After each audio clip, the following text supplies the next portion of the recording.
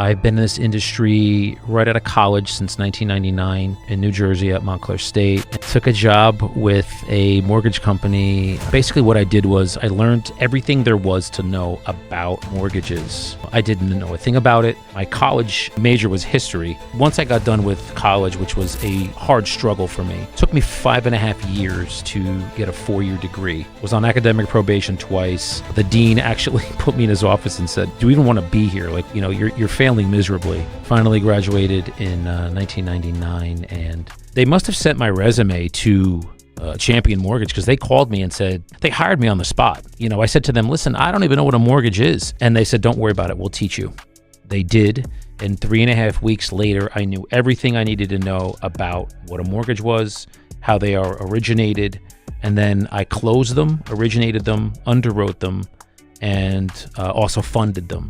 The most fun part of the mortgage part was underwriting them, because everybody has a story, and as an underwriter, you're trying to find out why, number one, why someone's credit is what it is. Number two, why there are gaps in employment, why their credit is low, why their credit is good, things of that nature. So the detective work I really appreciated and enjoyed. So that gave me a great background on it. And that helps me a lot right now when it comes to helping a client, somebody looking to purchase, and they don't know how much they need to put down.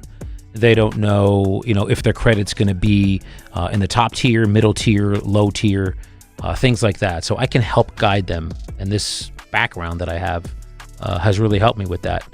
So from Champion, I went to a company in West Orange, mortgage lender. And then from there, I went to Johnson & Johnson's credit union, underwrote the loans there for the credit union members. From there, I went to Franklin Credit, which was in Tribeca. I worked in Tribeca for about 2.5 years. And then from Tribeca, that was secondary market. So that's basically my journey. And then when I was at Interthinks, I ran into a friend, sidebar. I was doing acting at the time too, and I was in the city bartending. And this was around, I want to say 2009, 10, 11, in that area. I was doing an overnight shoot in a courthouse in Queens because we had to rent the courthouse out when it wasn't open, which was overnight. And it was this insane scene with, it was a bondage scene in the movie. And I ran into my friend, and he was there and said, "You should get your real estate license if you're going to be pursuing an acting career." And I never thought about it. And then I ran into him about another year later. I didn't get it. And he said, "You're nuts." And then running into him again for the second time was the straw that broke it, and said, "You know what? I'm just going to go and get it." My friend said, who was an actor at the time, just said, "Hey, you should get your real estate license, because if you're going to be going on auditions, when you're not working as far as acting goes or doing any kind of print work, you have a lot of downtime. So you can go and, help people and practice real estate, sell, help buyers, help sellers." And it never dawned on me like that, because always in my head, I was like, no, I'm like, my acting career is going to take off. And I just have the utmost respect for those actors that you see on TV, because it is grinding work to get yourself out there. Even as a real estate agent, it's the same. It really is. It's just getting yourself consistent with what you do every day, and the opportunities will come to you. So that's why I ended up getting my real estate license, and then it just morphed from there. I became very successful at it, but I also was in proximity to a lot of people that have helped me over the years.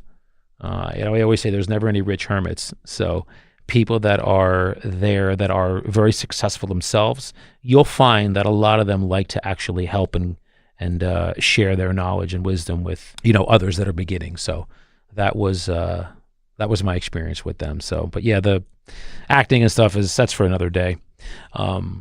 So now we'll kind of foray into like, why listen to me? Like what is my purpose here of starting a podcast and talking to the public?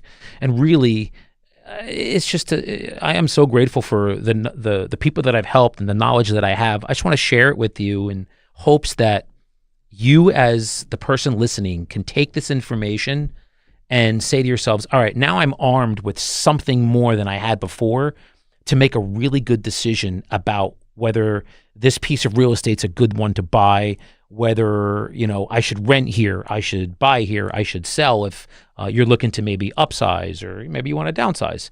Your kids are out of college, or, a 5-bedroom house is just too big for you. Whatever the case may be. This podcast is going to be all about that, all about real estate, the market, buying, selling, really anything to help you maximize your experience with it, whatever you're looking to accomplish. Everybody has a different motivation to why they're doing what they're doing. And I run into that every day when I talk to clients and new prospective clients. Mr. and Mrs. Seller, I noticed your home's on the market, was on the market. It didn't sell, but it looks like it's in a, great location. Looks like it's in great, good condition. Share with me, was there a particular reason you were even looking to sell it in the first place? And now you're going to get into why somebody is doing what they're doing. And that's the most important thing. It's not anything else as to they had a goal. The goal wasn't achieved. Okay, why not? What happened? And then what we can do if their expectations are something we can achieve, how we can help them actually get that. So that's what we're always looking for, is why someone's doing what they're doing. We all have reasons. So how is this podcast going to benefit you as the listener? Look, we all love real estate. It's something we always talk about whenever I am out anywhere. Doesn't matter where I'm at, supermarket, out to eat, with friends, with colleagues, you get the same questions. How's the market doing? How's my local market doing? And is it a good time to buy? You always will get that. So in one way or another, everybody here is involved in it, whether you own or you rent, or, it doesn't matter if you're living with your parents. And I've had the unique pleasure of living with my folks twice, once as a youth, and unfortunately, or fortunately, if you look at life as, a series of results of our choices, I had to move in with them once more when I was in my mid-30s, because that's a story for a whole another day. But my journey of where I'm at to, from where I was to where I'm at is, I just laugh sometimes. I feel like I shouldn't be here. My life should have gone in a whole different direction, but I just happen to be grateful. Not even happen to be grateful, but let me rephrase that.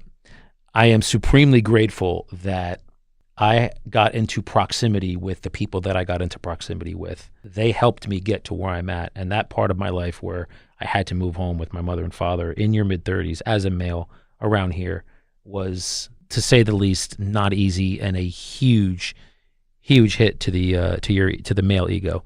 So, but again, another story for another day. I mean, real estate is one of the only things, like one of the only bastions in like this country where you can buy something at a lower price here and experience appreciation, and then sell it at a much higher number and actualize that gain. Stocks are probably the only other thing you can do that with. So stocks in the real estate market, like I don't know any other thing you can do that you buy it here at a lower number, sell it here at a higher number, and you can keep doing that over and over again if you know how to work the cycles. I'll help you, and I've helped people do that. I'll help you get the knowledge you can to create that generational wealth, because I've been doing it for clients for Lord knows how long, 11, 12 years now. I love feedback. If you guys have some feedback for me, positive or negative, I just encourage you to write and let me know what you thought. Authenticity is really important to me, to just be, as authentic as I can. You can't bullshit a bullshitter. Most of you out there, like you know when someone's being honest and not. So any honest feedback I would really appreciate. So until next time, be well and love your life. Thank you.